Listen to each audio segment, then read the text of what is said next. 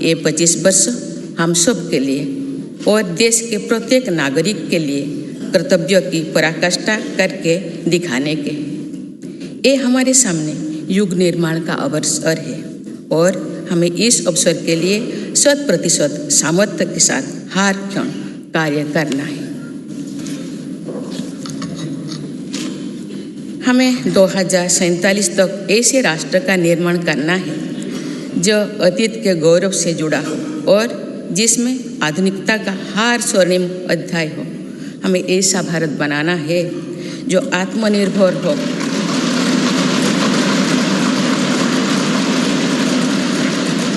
और जो अपने मानवीय दायित्वों का पूरा करने के लिए भी समर्थ हो। ऐसा भारत हो जिसमें गरीबी ना हो, जिसका मध्यम वर्ग भी वैभव से युक्त हो। ऐसा भारत हो जिसकी युवा शक्ति और नारी शक्ति समाज और राष्ट्र को दिशा देने के लिए सबसे आगे खड़े हो, जिसके युवा समय से 2 कदम आगे चलते हो। ऐसा भारत जिसकी विविधता और अधिक उज्जवल हो, जिसकी एकता और अधिक अटल हो।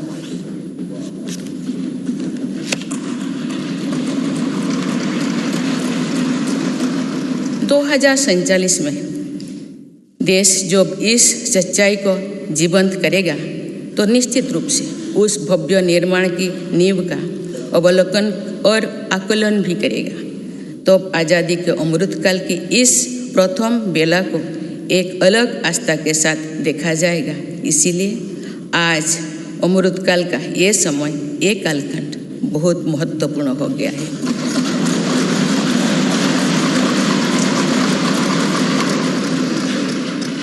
माननीय सदस्यगण, मेरी सरकार को देश के लोगों ने जो पहली बार सेवा का अवसर दिया तो सबका साथ सबका विकास के मंत्र से हमने शुरुआत की थी। समय के साथ इसमें सबका विकास, सबका विश्वास और सबका प्रयास भी जुड़ा गया।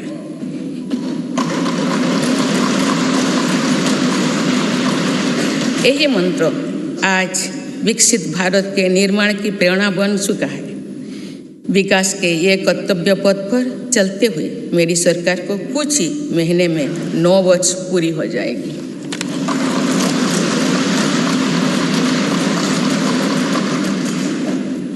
मेरी सरकार के लगभग 9 वर्षों में भारत के लोगों ने अनेक सकारात्मक परिवर्तन पहली बार देखे हैं। सबसे बड़ा परिवर्तन ये हुआ है कि आज हर भारतीय का आत्मविश्वास शीर्ष पर है और दुनिया का भारत को देखने का नजरिया बदला है।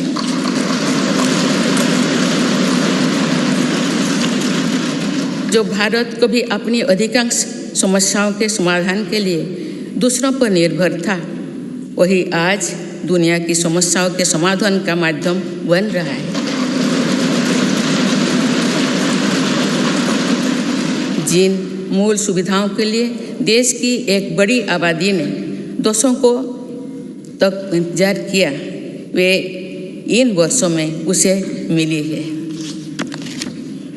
जिस आधुनिक इंफ्रास्ट्रक्चर की हम कभी कामना करते थे, वो इन वर्षों में देश में बनना शुरू हुआ है।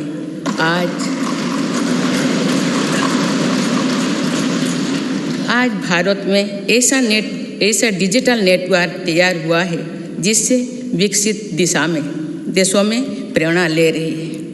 बड़े बड़े घोटालों, सरकारी योजनाओं में भ्रष्टाचार की जिन समस्याओं से देश मुक्ति चाहता था, वो मुक्ति अब देश को मिल रही है।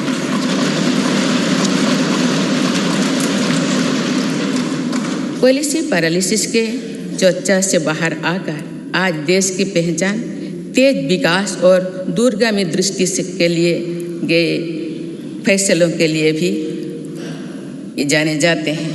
इसलिए हम दुनिया की 10वें नंबर की अर्थव्यवस्था से 5वें नंबर पर पहुंचे।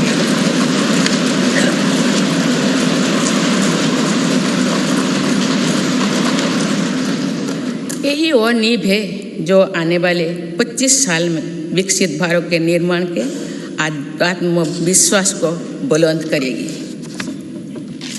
माननीय सदस्यगण, भगवान बसवेश्वर ने कहा था, कायोकोबे कैलाश, अर्थात कर्म ही पूजा है, कर्म में ही सिद्ध। उनके दिखाई मार्ग पर चलते हुए मेरी सरकार राष्ट्र निर्माण के कर्तव्य को पूरा करने में तत्परता से जुटी है। आज भारत में एक स्थिर, निडर, निर्णायक और बड़े सपनों के लिए काम करने वाली सरकार है।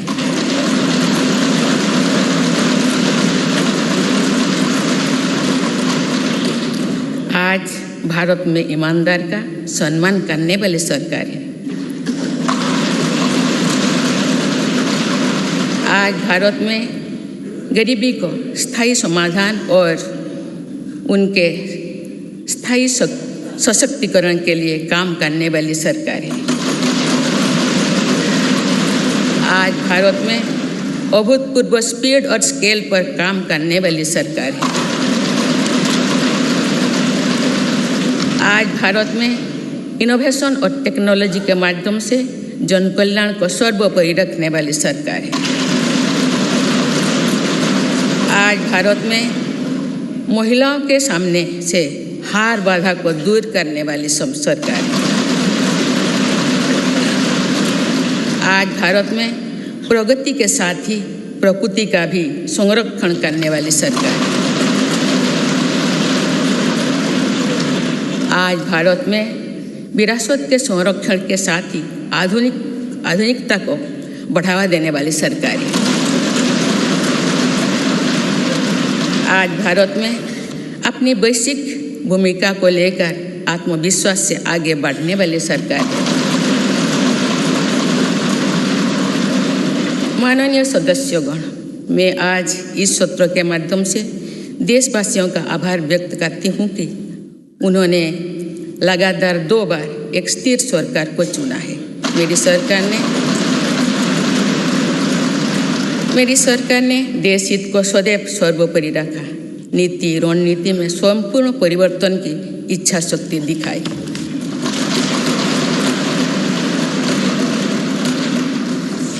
सर्जिकल स्ट्राइक से लेकर आतंकवाद पर कठोर प्रहार तक, LOC से लेकर LAC तक, हर दुस्साहस के कड़े जवाब तक,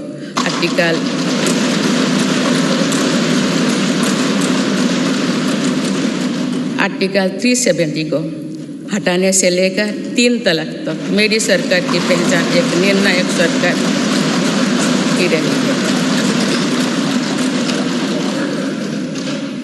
स्थिर और निर्णायक सरकार होने का लाभ हमें 100 साल की सबसे बड़ी आपदा और उसके बाद बनी परिस्थितियों से निपटने में मिल रहा है। दुनिया में जहाँ भी राजनीतिक अस्थिरता है, वह देश आज भीषण संकट से घिरे हैं। लेकिन मेरे सरकार ने राष्ट्रहित में जो भी निर्णय किए, उससे भारत का बाकी दुनिया से बहुत बेहतर स्थिति में।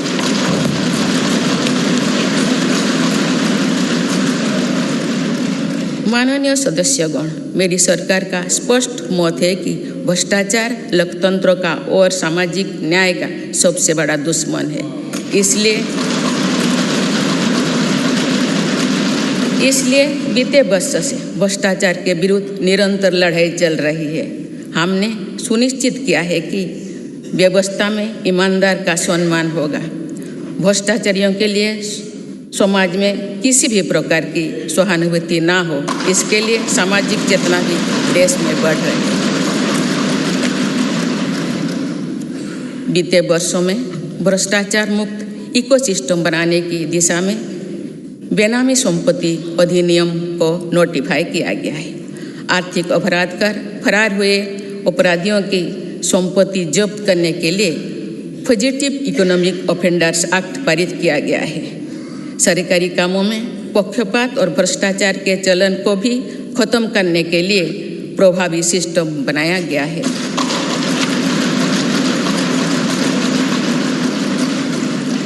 आज सरकारी कामों में टेंडर और खरीद के लिए गवर्नमेंट ई-मार्केट प्लेस जैसे व्यवस्था है, जिसमें अब तक 3 लाख करोड़ रुपये से अधिक का ट्रांजैक्शन हुआ है। राष्ट्र निर्माण में ईमानदार योगदान देने वालों को आज विशेष सम्मान दिया जा रहा है। इनकम टैक्स रिटर्न फाइल करने के कोई जटिलताओं को खत्म कर देशवासियों का जीवन आसान बनाया गया है। फेसलेस जांच को बढ़ावा देने की वजह से व्यवस्था में पारदर्शिता आई है और उसे जवाबदेह भी बनाया गया है।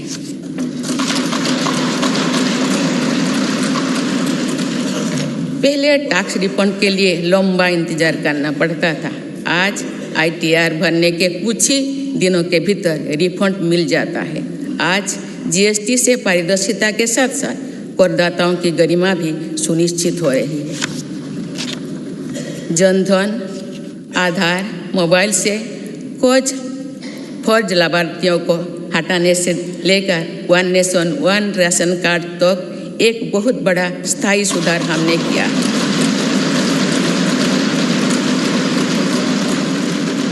बीते वर्षों में DBT के रूप में, डिजिटल इंडिया के रूप में एक स्थायी और पारदर्शी व्यवस्था देश ने तैयार की है।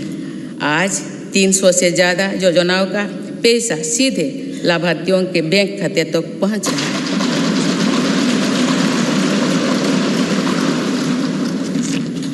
अब तो पूरी पारदर्शिता से 27 लाख करोड़ रुपए से ज़्यादा की रकम करोड़ों लोगों तक पहुंचाई गई है। वर्ल्ड बैंक की रिपोर्ट करती है कि ऐसा योजना और ऐसी व्यवस्थाओं के कारण ही कोरोना काल में भारत करोड़ों लोगों को गरीबी रेखा से नीचे जाने से बचा पाया है।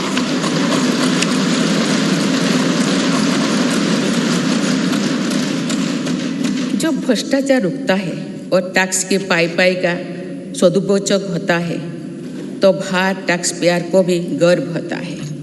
माननीय सदस्यगण, आज देश का ईमानदार करदाता चाहता है कि सरकारें शॉर्टकट की राजनीति से बचे। ऐसा योजनाएं बने जो समस्याओं के स्थायी समाधान को प्रोत्साहित करें।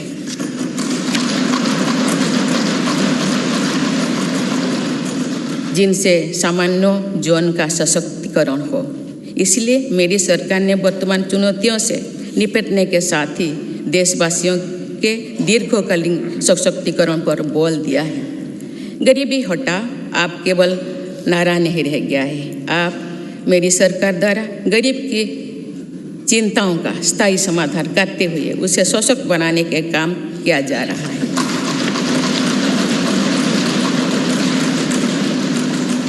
जैसे गरीबी का एक बहुत बड़ा कारण बीमारी होती है। गंभीर बीमारी से गरीब परिवार का हौसला पूरी तरह से टूट जाता है, पीढ़ियाँ कर्ज से डूबे जाती है। गरीब को इस चिंता से मुक्त करने के लिए राष्ट्रव्यापी व्यापी आयुष्मान भारत योजना शुरू की गई है।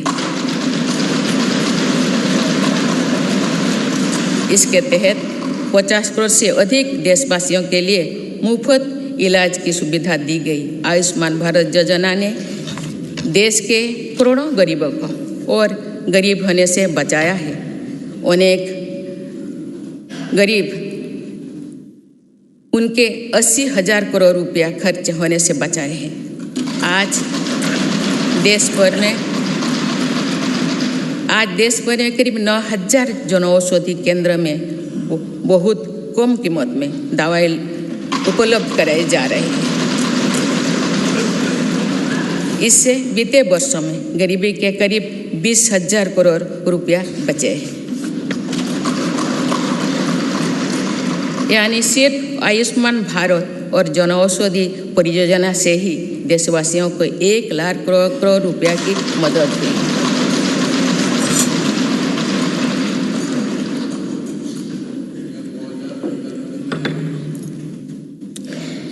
मैं सामान्य नागरिकों के जीवन से जुड़े सबसे महत्वपूर्ण संसाधन पानी का उदाहरण आप सभी के सामने रखना चाहूँगी। मेरी सरकार ने हर घर जल पहुँचाने के लिए जल जीवन मिशन शुरू किया।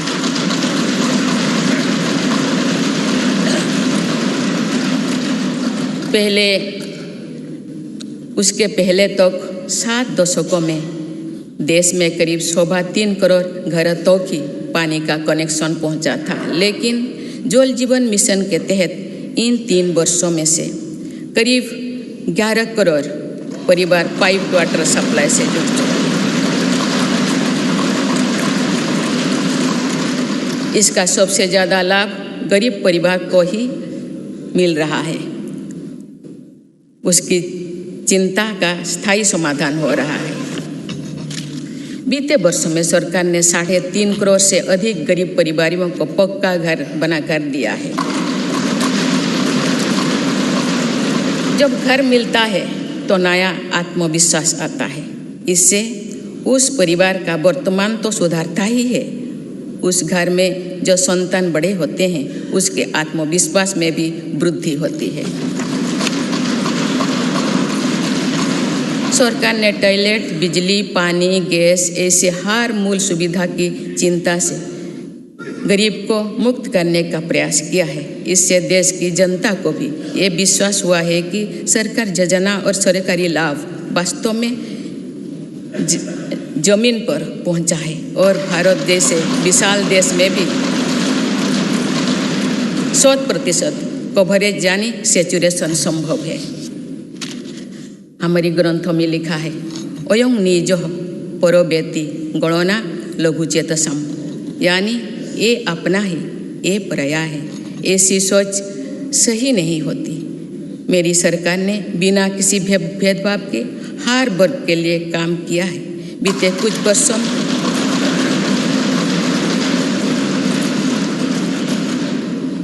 कुछ वर्षों में मेरी सरकार के प्रयासों के नतीजा है कि अनेक मूल सुविधाएं आज या तो 100% आबादी तक पहुंच चुकी है या फिर उस लक्ष्य के बहुत निकट है।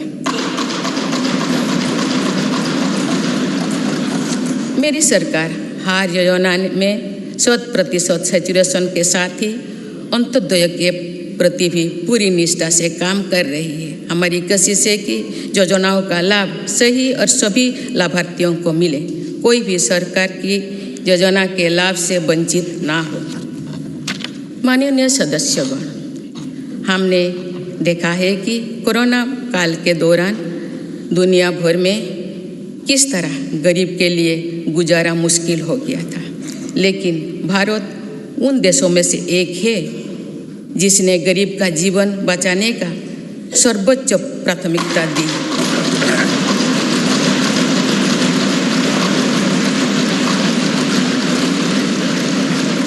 और कोशिश की कि देश में कोई गरीब भूखा नहीं सोए।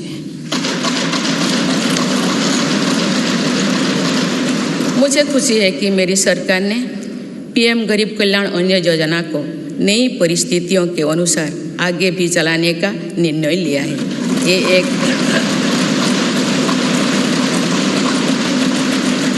ये एक संवेदनशील और गरीब हितैषी सरकार की पहचान है। पीएम गरीब कल्याण अन्न योजना के तहत सरकार गरीबों को मुफ्त अनाज के लिए लगभग 3.5 लाख करोड़ रुपया खर्च कर चुकी है।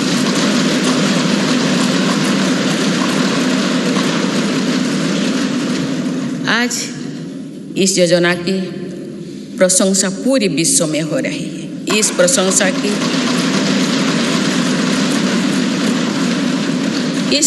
की ये वजह ये भी है कि टेक्नोलॉजी की मदद से बनी पारदर्शी व्यवस्था में आज पूरा का पूरा हर लाभार्थी तक पहुंच रहा है।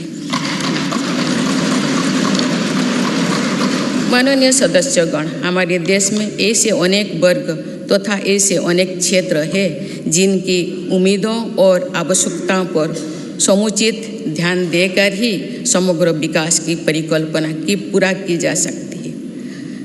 आप मेरी सरकार ऐसे हर वंचित वर्ग और वंचित क्षेत्रों को वरीयता देते हुए काम कर रही है। मेरे सरकार ने हर उस समाज की इच्छाओं को पूरा किया है जो सदियों से वंचित रहा था। गरीब, दलित, पिछड़े, आदिवासी इनकी इच्छाओं को पूरा कर उन्हें सपने देखने का साहस दिया है। कोई भी काम कोई भी काम और कोई भी प्रयास छोटा नहीं होता, बल्कि विकास में सभी की अपनी भूमिका है। इसी भाव के साथ वंचित वर्गों और अविकसित क्षेत्रों के विकास पर बल दिया जा रहा है। रेहड़ी ठेले फुटपाथ पर बड़ी संख्या में हमारे छोटे व्यवसायी अपना व्यापार कारोबार और दुकानदारी करते हैं। मेरी सरकार ने विकास में इन साथियों की भूमिका को भी सराहा है। इसलिए पहली बार इनको फॉर्मल बैंकिंग से जोड़ा और पीएम स्वनिधि के माध्यम से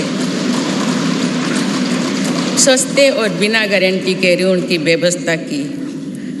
योजना के तहत स्ट्रीट वेंडर्स को डिजिटल लेन देन के लिए प्रोत्साहन राशि प्रदान की जा रही है। अभी तक करीब 40 लाख साथियों को इसके तहत ऋण दिया जा चुका है।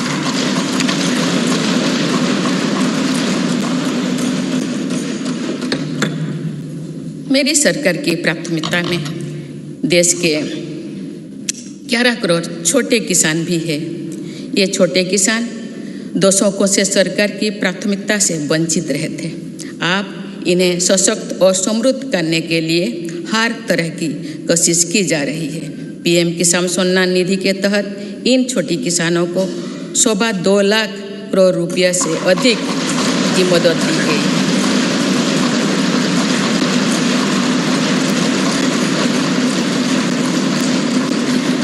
खास बात यह है कि इन लाभार्थियों में लगभग 3 करोड़ लाभार्थी महिलाएं हैं।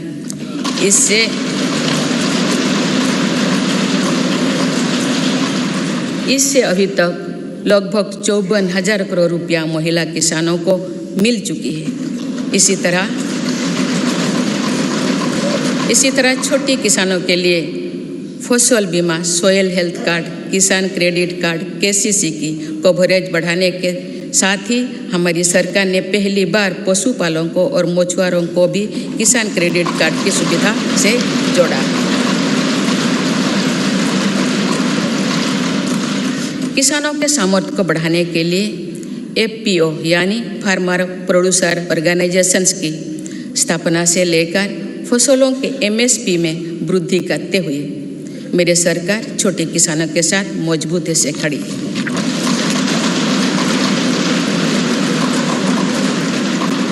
माननीय सदस्यगण, मेरी सरकार ने अनुसूचित जाति, जनजाति और अन्य पिछड़ा वर्ग की आकांक्षा को जगाया है।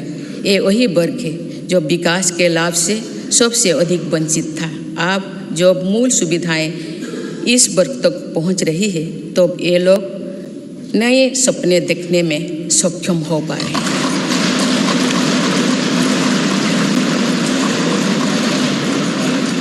अनुसूचित जाति के सामाजिक आर्थिक सशक्तिकरण के लिए डॉक्टर अंबेडकर उत्सव धाम, अमृत जलधारा और युवा उद्यमी योजना जैसे कार्यक्रम चलाए जा रहे हैं।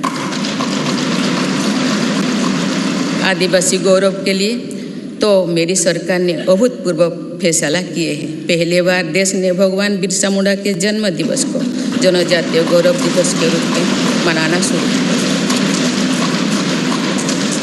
हाल ही में मानगढ़ धाम में सरकार ने आदिवासी क्रांति वीरों को पहली बार राष्ट्रीय स्तर पर श्रद्धांजलि दी।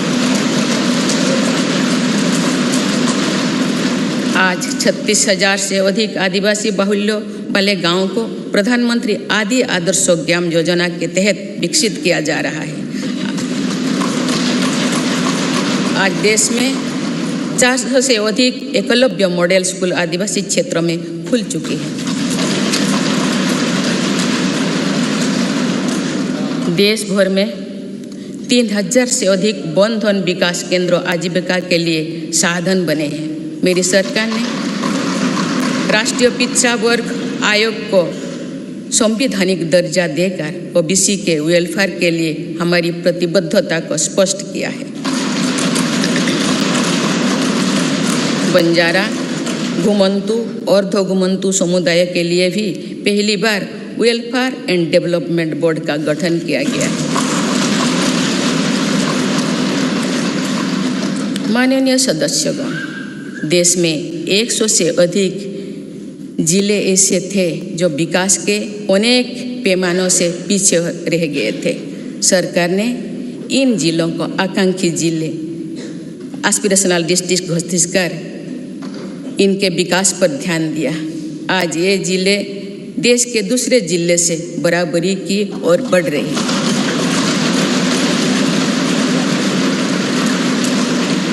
आकांक्षी जिले को सफलता को अब मेरी सरकार ब्लॉक स्तर पर दोहराने के लिए काम कर रही है और इसके लिए देश में 500 ब्लॉक्स को एस्पिरेशनल ब्लॉक के रूप में विकसित करने का कार्य शुरू किया गया है। ये आकांक्षी ब्लॉक सामाजिक न्याय की एक संस्थागत व्यवस्था के तौर पर विकसित किए जा रहे हैं। देश के जनजातीय क्षेत्रों, पहाड़ी क्षेत्रों, समुद्री क्षेत्रों और समावेशी क्षेत्रों को भी बीते दशकों में विकास का सीमित लाभ ही मिल पाया था। नॉर्थ ईस्ट और जम्मू कश्मीर में भी दुर्गम परिस्थितियों के साथ साथ अशांति और आतंकवाद भी विकास के सामने बहुत बड़ी चुनौती थी। मेरी सरकार ने स्थायी शांति के लिए भी अनेक सफल कदम उठाए हैं और भौगोलिक चुनौतियों को भी चुनौती दी है। इसी के परिणाम है कि नॉर्थ ईस्ट और हमारे सीमावर्ती क्षेत्र विकास की एक नई गति का अनुभव कर रहे हैं। सीमावर्ती गांव तक बेहतर सुविधाएं पहुंचाने के लिए मेरी सरकार ने वाइब्रेंट विलेजेस प्रोग्राम पर काम शुरू किया। राष्ट्रीय सुरक्षा की दृष्टि से भी सीमावर्ती क्षेत्रों में अभूतपूर्व इंफ्रास्ट्रक्चर बीते सालों में तैयार किया गया है। इससे भी इन क्षेत्रों में विकास की गति मिल रही है। पिछले कुछ दशकों से राष्ट्रीय सुरक्षा के लिए बहुत बड़ा खतरा बन चुकी वामपंथी हिस्सा भी अब कुछ जिलों तक ही सीमित रह गए हैं।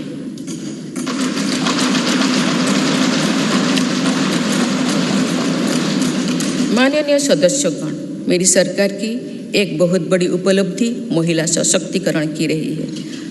इस संदर्भ में मुझे नारी शक्ति नामक एक प्रेरक कविता का स्मरण होता है, जिसे भारतीय साहित्य की अमर विभूति स्वाधीनता सेनानी तथा ओडिया भाषा की सुप्रसिद्ध नारी कवि उत्कल भारती कुंतला कुमारी सावत ने लिखा था। आज से लगभग 100 वर्ष पहले उन्होंने ये उद्घोष किया था, वसुंधरा तले भारत रमणी नुहे हीन नुहे दिन अमर कीर्ति कोटि जुगे केबे जगत नुहे बोलिना। अर्थात भारत की नारी पृथ्वी पर किसी की तुलना में ना तो हीन है ना दीन है। संपूर्ण जगत में उसकी अमर कीर्ति युगों युगों तक कभी लुप्त नहीं होगी, यानी सदैव बनी रहेगी। मुझे ये देखकर गर्व होता है कि आज की हमारी बहनें और बेटियां उत्कल भारती के सपनों के अनुरूप विश्व स्तर पर अपनी कीर्ति पताका लहरा रहे हैं। मुझे प्रसन्नता है कि महिलाओं की ऐसी प्रगति के पीछे मेरी सरकार के प्रयासों का संबल रहा है।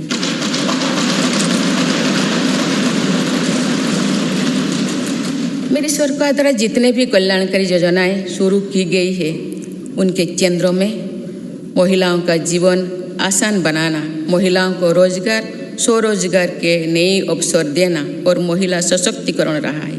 महिला उत्थान में जहां पुराना धारणाओं और पुरानी मान्यताओं को तोड़ना भी पड़ा, उससे भी सरकार पीछे नहीं हटी है।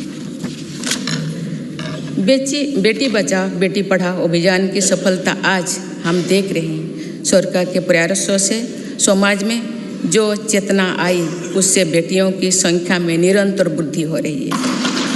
देश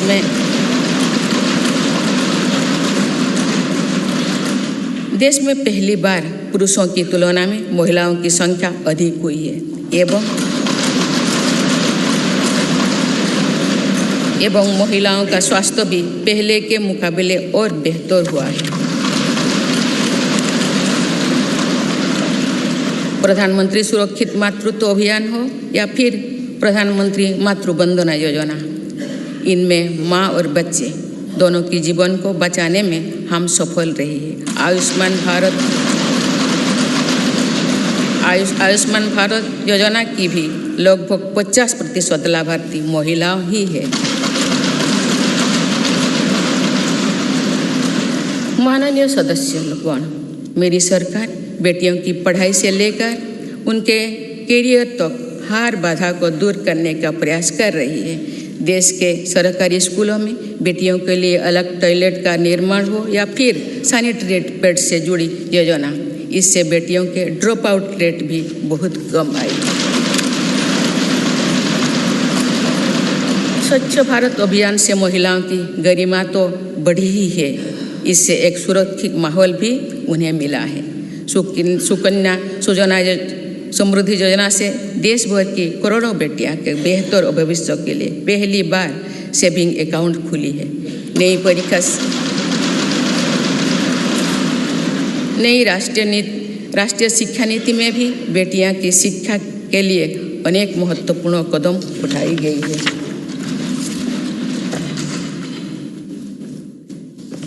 मेरी सरकार ने यह भी सुनिश्चित किया है कि किसी भी कार्य क्षेत्र में महिलाओं के लिए कोई बंदिश ना हो। इसीलिए माइनिंग से लेकर सेना में अग्रिम मोर्चे तक हर सेक्टर में महिलाओं की भर्ती को खोल दिया गया है।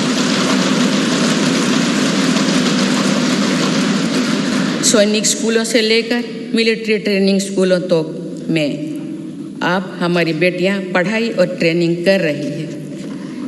ये मेरी सरकार ही है जिसने मातृत्व अवकाश को 12 सप्ताह से बढ़ाकर 26 सप्ताह किया है।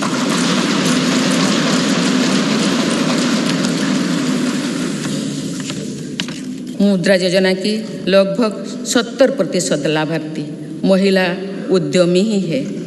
एक स्टडी के अनुसार इस योजना से महिलाओं की आर्थिक शक्ति और सामाजिक फैसलों में उनकी भागीदारी बढ़ी है। पीएम आवास योजना के तहत मिलने वाली घरों की रजिस्ट्री भी महिलाओं के नाम पर होने से महिलाओं का आत्मविश्वास बढ़ा है। जन धन योजना से पहली बार देश में बैंकिंग सुविधाओं में महिलाओं और पुरुषों के बीच अब बराबरी आ गई है। देश में इस समय 80 लाख से ज़्यादा स्वयं सहायता समूह भी काम कर रहे हैं, जिनमें करीब 9 करोड़ महिलाएं जुड़ी हुई हैं। इन महिला स्वयं सहायता समूहों को सरकार द्वारा लाखों करोड़ रुपए की मदद दी जा रही है। माननीय सदस्यगण, हमारी विरासत हमें जोड़ों से जड़ती है और हमारा विकास आसमान पर छूने का हौसला देता है। इसीलिए मेरी सरकार ने विरासत को मजबूती देने और विकास को प्राथमिकता देने की राह चुनी।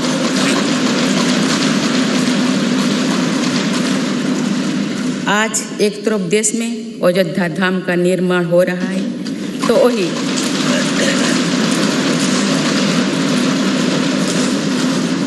वही दूसरी तरफ आधुनिक संसद भवन भी बन रहा है।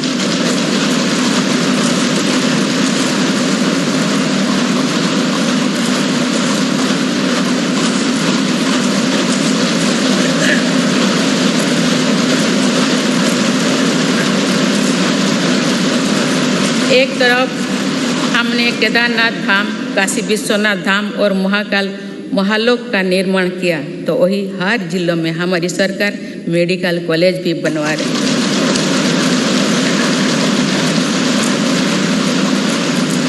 एक तरफ हम अपने तीर्थ और ऐतिहासिक धरोहर का विकास कर रहे हैं, तो वही दूसरी तरफ भारत दुनिया की बड़ी स्पेस पावर बन रहा है।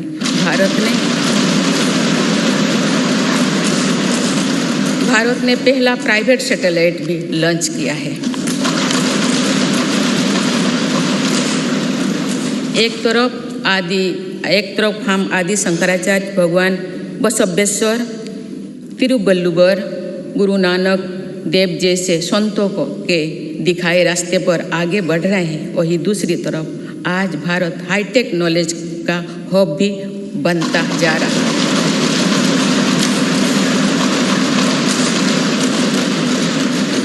एक तरफ हम काशी तमिल संगमों के जरिए एक भारत श्रेष्ठ भारत की भावना को मजबूत कर रहे हैं, तो वही one nation one ration card जैसे आधुनिक व्यवस्था भी बन रही है।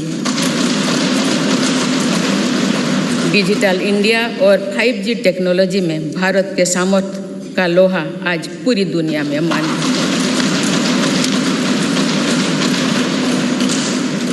आज भारत जहां योग और आयुर्वेद जैसी अपनी पुरातन विधाओं को पूरी दुनिया तक पहुंचा रहा है, वहीं दूसरी तरफ फार्मेसी ऑफ वर्ल्ड की नई पहचान भी सशक्त कर रही है।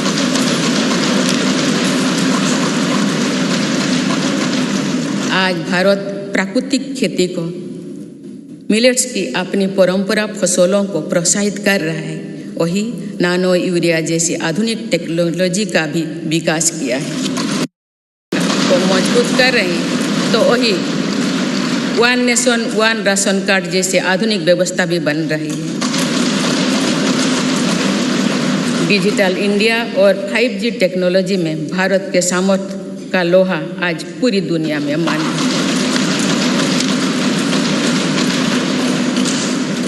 आज भारत जहां योग और आयुर्वेद जैसी अपनी पुरातन विधाओं को पूरी दुनिया तक पहुंचा रहा है, वहीं दूसरी तरफ फार्मेसी ऑफ वर्ल्ड की नई पहचान भी सशक्त कर रही है।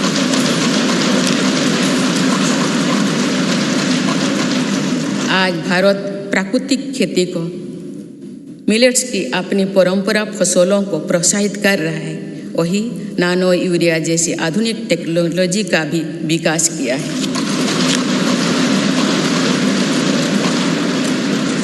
खेती के लिए एक तरफ जहां ग्रामीण इंफ्रास्ट्रक्चर को हम बेहतर बना रहे हैं, वहीं दूसरी तरफ ड्रोन टेक्नोलॉजी से सोलर पावर से किसान को ताकत दे रहे हैं।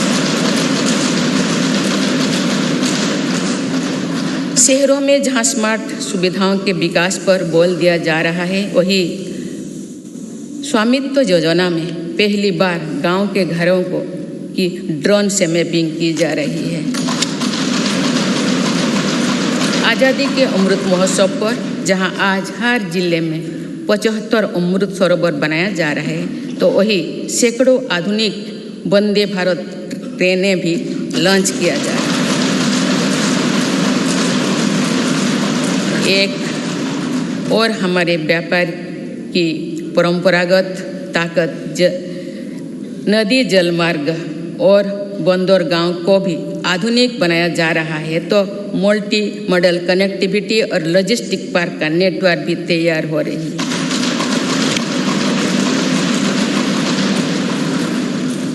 माननीय सदस्यगण, आज़ादी के अमृतकाल में देश पंच प्राणी की प्रेरणा से आगे बढ़ रहे हैं। गुलामी के हर निशान, हर मानसिकता से मुक्ति दिलाने के लिए भी मेरी सरकार निरंतर प्रयास कर रही है।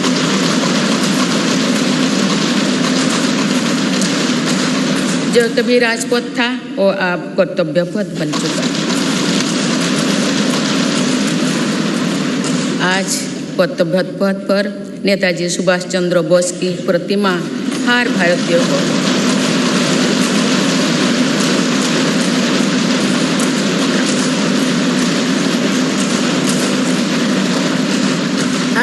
को गौरवान्वित कर रही है। तो अंडमान निकोबार में भी नेताजी और आज़ाद हिंद फौज के शौर्यों को हमने सम्मान दिया है। अभी कुछ ही दिन पहले मेरी सरकार ने अंडमान निकोबार द्वीप समूह में नेताजी सुभाष चंद्र बोस आइलैंड पर नेताजी को समर्पित भव्य स्मारक और म्यूजियम का शिलान्यास भी किया है। भारतीय सेना के परमवीर चक्र विजेताओं के नाम पर अंडमान निकोबार के 21 द्वीपों का नामकरण भी किया है।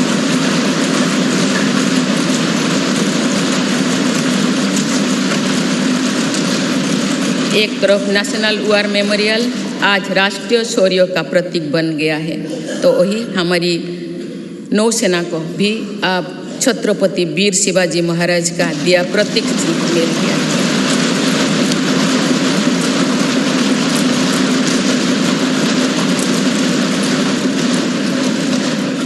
एक तरफ जहां भगवान बिरसा मुंडा सहित तमाम आदिवासी स्वतंत्रता सेनानियों से जुड़े संग्रहालय बन रहे हैं, डॉक्टर बाबा साहेब आम्बेडकर के पंचतीर्थ बनाया गया है, वही दूसरी तरफ हर प्रधानमंत्री के योगदान को दर्शाने वाले प्रधानमंत्री संग्रहालय का निर्माण भी किया गया है।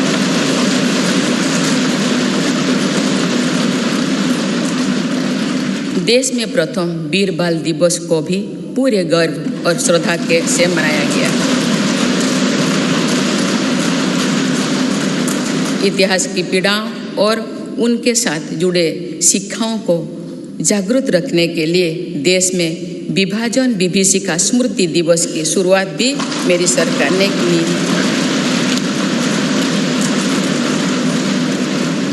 माननीय सदस्यगण, मेड इन इंडिया अभियान और आत्मनिर्भर भारत अभियान की सफलता का लाभ देश को मिलना शुरू हो चुका है। आज भारत में मैन्युफैक्चरिंग की अपनी कैपेसिटी भी बढ़ रही है और दुनिया भर से भी मैन्युफैक्चरिंग कंपनियां भारत आ रहे हैं।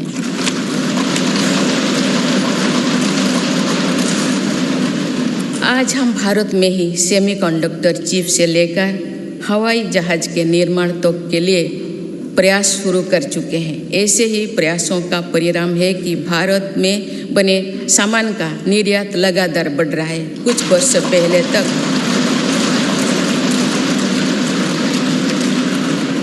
पहले तक हम बड़ी संख्या में मोबाइल फ़ोन आयात करते थे। आज भारत दुनिया में मोबाइल फ़ोन का एक बड़ा निर्यातन बन चुका है। देश में खिलौना के आयात में 70% कमी आई है, जबकि निर्यात 60% से भी ज़्यादा बढ़ गया। मेरी सरकार की नई पहल के परिणाम स्वरूप हमारे रक्षा निर्यात 6 गुना हो गया है। मुझे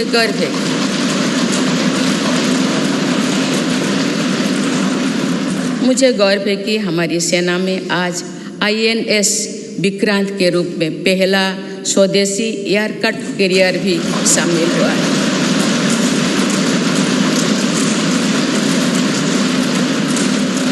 हम मैन्युफैक्चरिंग के नए सेक्टर में ही प्रवेश नहीं करी है, बल्कि खादी और ग्रामोद्योग जैसे अपने पारंपरिक सेक्टर में भी प्रशंसनीय काम कर रहे हैं।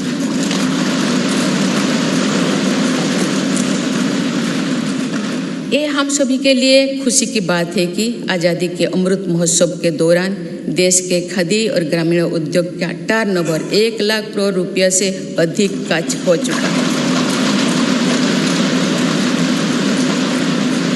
मेरी सरकार के प्रयासों से खादी के बिक्री में 4 गुना बढ़ी है।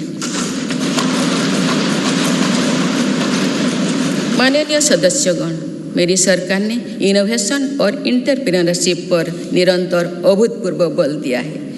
इससे दुनिया की सबसे युवा आबादी वाले हमारे देश की ताकत का सदुपयोग हो रहा है।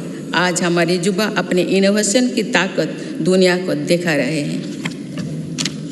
2015 से भारत ग्लोबल इनोवेशन इंडेक्स में 81 स्थान पर था।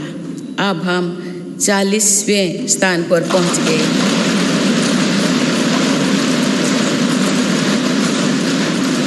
सात वर्ष पहले जहां भारत में कुछ 100 रजिस्टर्ड स्टार्टअप ही थे, वही आज ये संख्या लगभग 90,000 पहुंच चुकी है।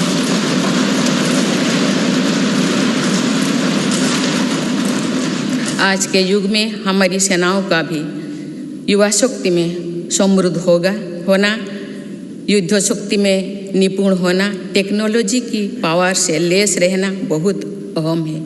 इन सिद्धांतों को ध्यान में रखते हुए अग्निवीर योजना शुरू किए गए हैं।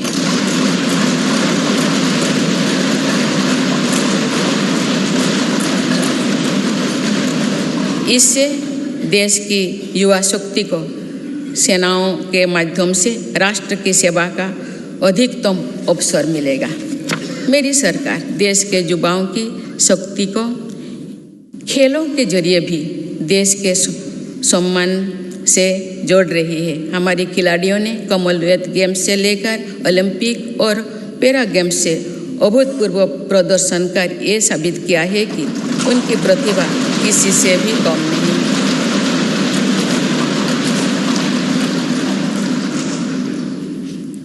देश के कोने कोने से ऐसे प्रतिभाओं को खोजने, उनका टैलेंट निखारने के लिए खेलो इंडिया गेम्स, खेलो इंडिया सेंटर्स से लेकर टॉप स्कीम तक चलाई जा रही है।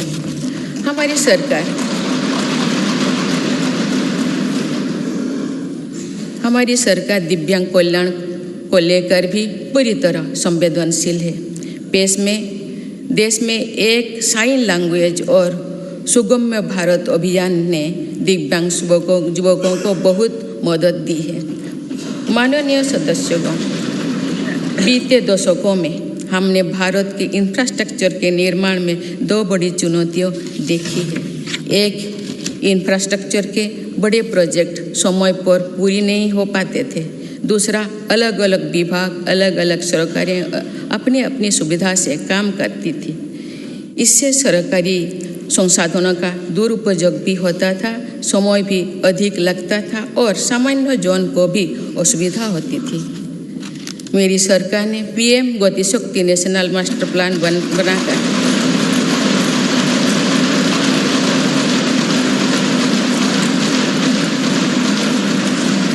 इन चुनौतियों से निपटने के लिए ठोस कदम उठाए हैं। पीएम गति शक्ति नेशनल मास्टर प्लान को लेकर राज्यों और यूनियन टेरिटरीज ने भी उत्साह दिखाए हैं। इससे देश में मल्टी मॉडल कनेक्टिविटी का भी विस्तार होगा। मेरी सरकार भारत को विश्व का सबसे कॉम्पिटिटिव लॉजिस्टिक हब बनाने के लिए प्रयासरत है। इसके लिए पिछले वर्ष देश में नेशनल लॉजिस्टिक पॉलिसी लागू की गई है। इस पॉलिसी के लागू होने से लॉजिस्टिक कॉस्ट में काफ़ी कमी आई। मेरी सरकार देश के विकास के लिए जिस स्पीड और स्केल पर काम कर रही है वो अभूतपूर्व है, अतुलनीय है। मेरी सरकार ने आने के बाद भारत के गरीबी के लिए औसतन हर रोज आवास योजना के 11,000 घर बने। इसी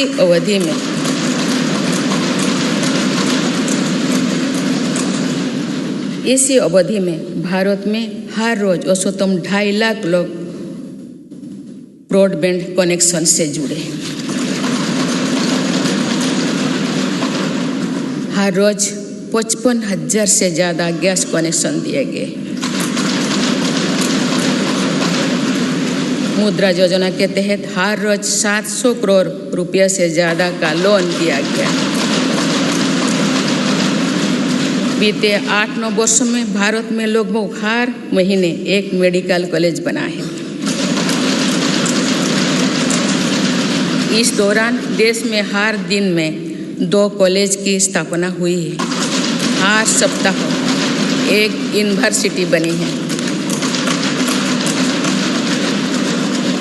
सिर्फ 2 साल के भीतर भारत ने 220 करोड़ से ज़्यादा वैक्सीन की डोज भी दी है।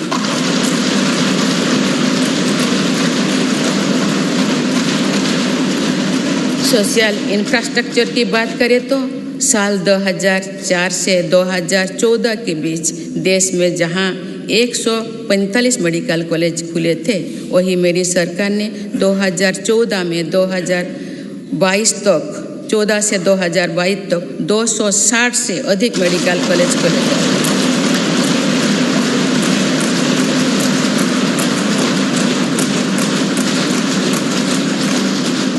मेडिकल की पढ़ाई कर रहे छात्रों के लिए ग्रेजुएट और पोस्ट ग्रेजुएटों की संख्या अब पहले के मुकाबले देश में दुगुनी हो चुकी है।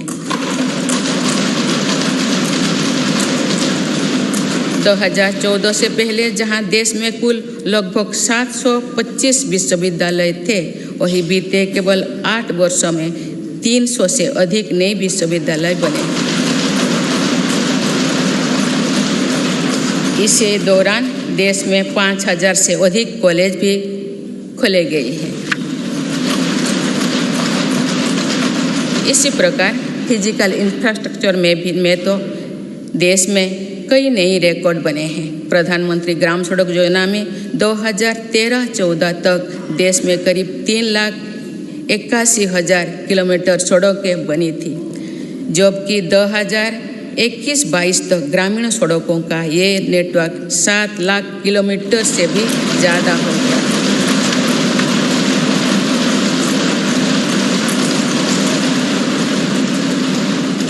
अब तो देश की 99% से अधिक बस्तियां सड़क मार्ग से जुड़ चुकी हैं।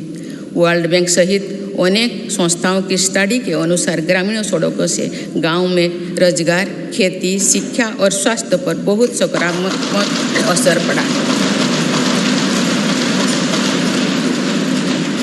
नेशनल हाईवे नेटवर्क में पिछले 8 वर्षों के दौरान 55% से ज़्यादा की बढ़ोतरी हुई है।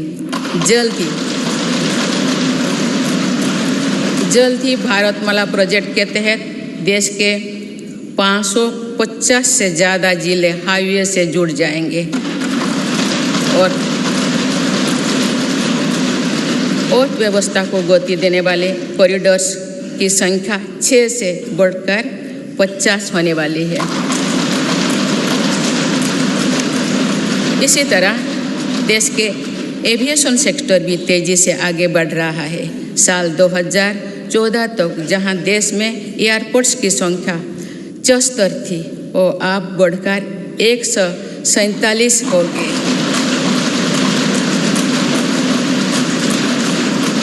आज भारत दुनिया का तीसरा बड़ा एविएशन मार्केट बन चुका है।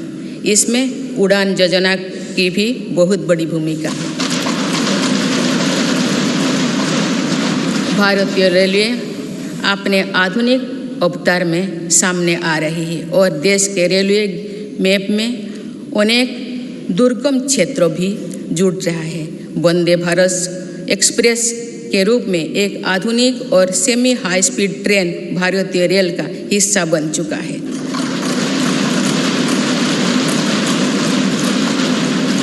जम्मू कश्मीर और नॉर्थ ईस्ट के दुर्गम क्षेत्रों को भी रेलवे से जोड़ा जा रहा है। देश के बड़े रेलवे स्टेशनों को आधुनिक बनाया जा रहा है। भारतीय रेलवे का दुनिया का सबसे बड़ा बिजली से चलने वाला रेलवे नेटवर्क बनने की दिशा में तेजी से अग्रसर है।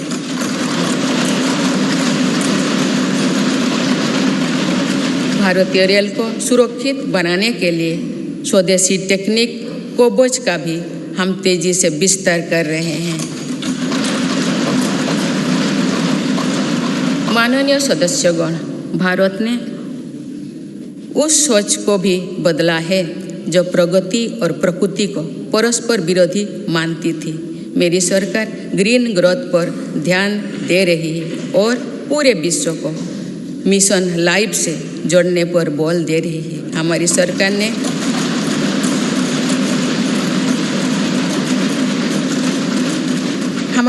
ने पिछले 8 वर्षों में सोलर एनर्जी क्षमता को करीब 20 गुना बढ़ाया है।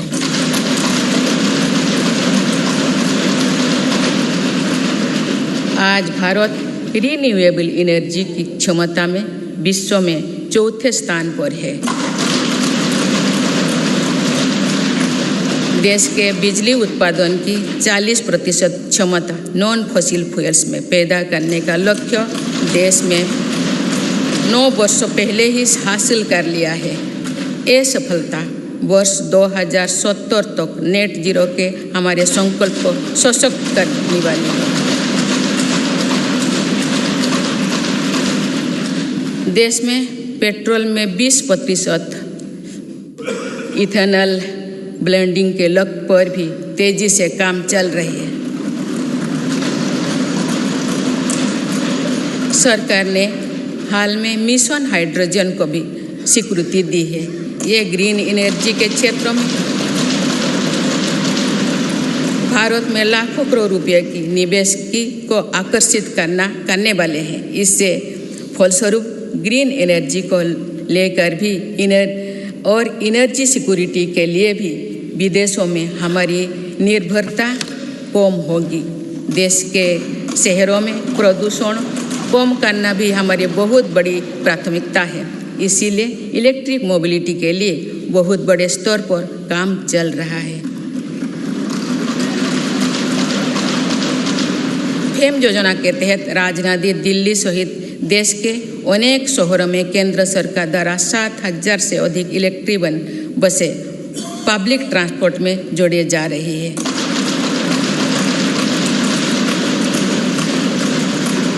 बीते 8 वर्षों में देश में मेट्रो नेटवर्क में 3 गुना से अधिक बढ़ोतरी हुई है। आज 27 शहरों में मेट्रो ट्रेन पर काम चल रहा है।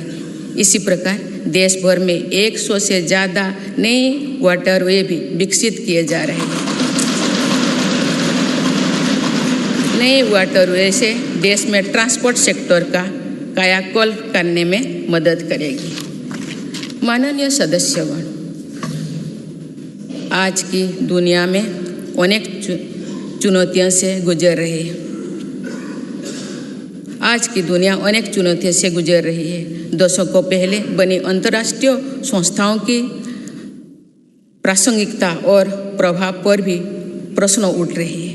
इन परिस्थितियों में भारत ऐसा देश बनकर उभरा है जो आज की विभाजित दुनिया को किसी न किसी रूप से जोड़ रहा है।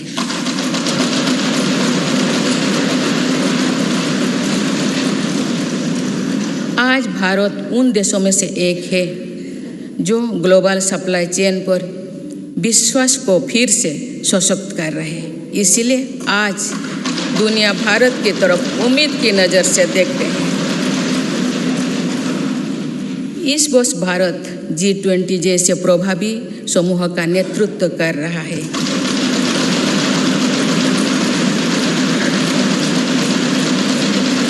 One earth, one family, one future के मंत्र के साथ भारत की पूरी कोशिश है कि G20 के सदस्य देशों के साथ मिलकर मौजूदा वैश्विक चुनौतियों का सामूहिक समाधान तलाशा जाए।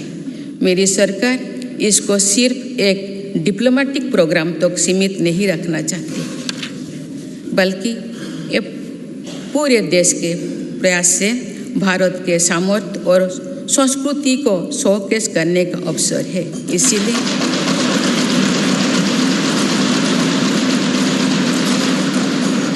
इसीलिए पूरे देश के दर्जनों शहरों में साल भर G20 की बैठकें आयोजित की जा रही है। माननीय सदस्यगण, ये भारत के वैश्विक रिश्तों का बेहतरीन दौर है। इसमें दुनिया के विभिन्न देशों के साथ अपने सहयोग और मित्रता को सशक्त किया है। एक तरफ हम इस वर्ष SCO की अध्यक्षता कर रहे हैं, तो वही दूसरे तरफ वर्ल्ड का मेंबर होने के नाते इंडो पैसिफिक में शांति, स्थिरता और समृद्धि के लिए काम कर रहे हैं।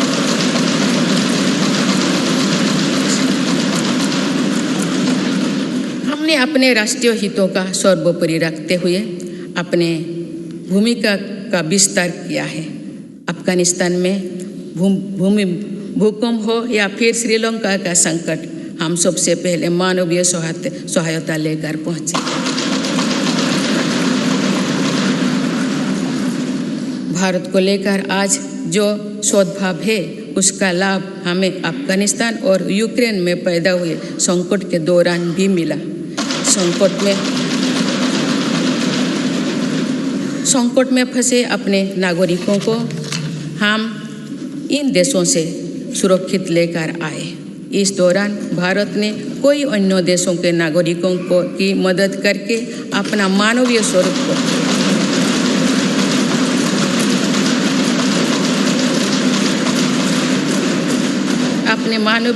को फिर दुनिया के सामने प्रस्तुत किया।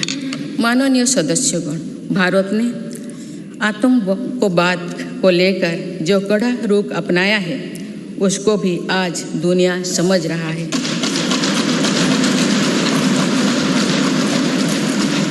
इसलिए आतंकवाद के विरुद्ध भारत की आवाज़ को हर मंच पर गंभीरता से सुना जा रहा है। पहले वर्ष अक्टूबर में भारत में पहली बार UNSC काउंटर टेररिज्म कमेटी की एक विशेष बैठक आयोजित की गई। इसमें भी भारत में आतंकवाद के विरुद्ध अपनी भूमिका को स्पष्ट किया।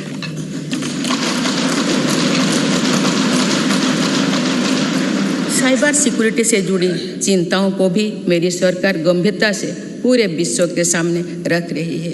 मेरी सरकार का साफ मानना है कि स्थायी शांति तभी संभव है जब हम राजनीतिक और रणनीतिक रूप से सशक्त होंगे। इसीलिए अपनी सैन्य शक्ति के आधुनिकीकरण पर हम निरंतर बल दे रहे हैं।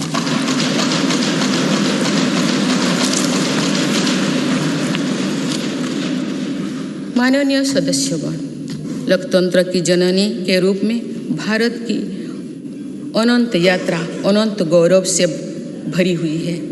हमने लोकतंत्र को एक मानवीय संस्कार के रूप में विकसित किया है, समृद्ध किया है। अपने हजारों वर्षों के अतीत की तरह ही आने वाली सदियों में भी भारत मानवीय सभ्यता को की अविरल धारा की तरह अनवरत गतिमान रहेगा।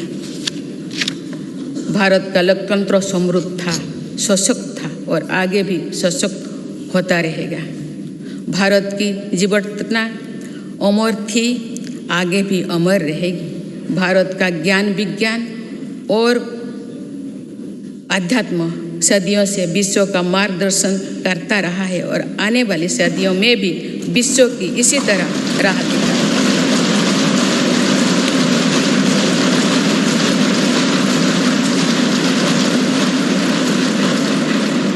भारत के आदर्श और मूल्य अंधकार से भरे गुलामी के दौर में भी अक्षुण्ण रहे हैं और ये आगे भी अक्षुण्ण बने रहेंगे। एक राष्ट्र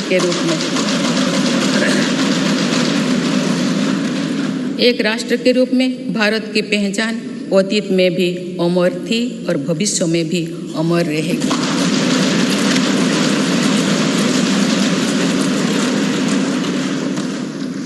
लोकतंत्र के केंद्र इस संसद में हमारा प्रयास होना चाहिए कि हम मुश्किल लगने वाले लक्ष्य तय करें और उन्हें हासिल करके दिखाएं।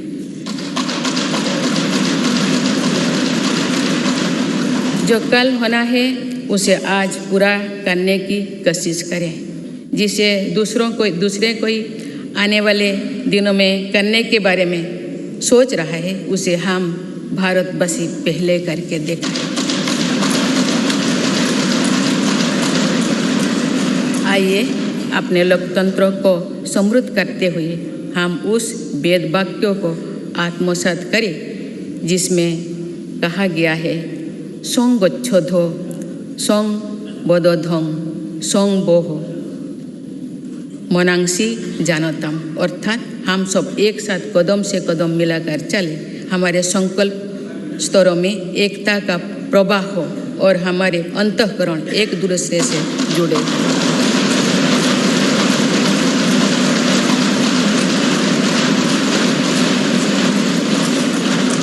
आइए हम राष्ट्र निर्माण के इस महायज्ञ में अपने कर्तव्य पथ पर चलते हुए संविधान की शपथ को पूरा करें। धन्यवाद। जय हिंद, जय भारत।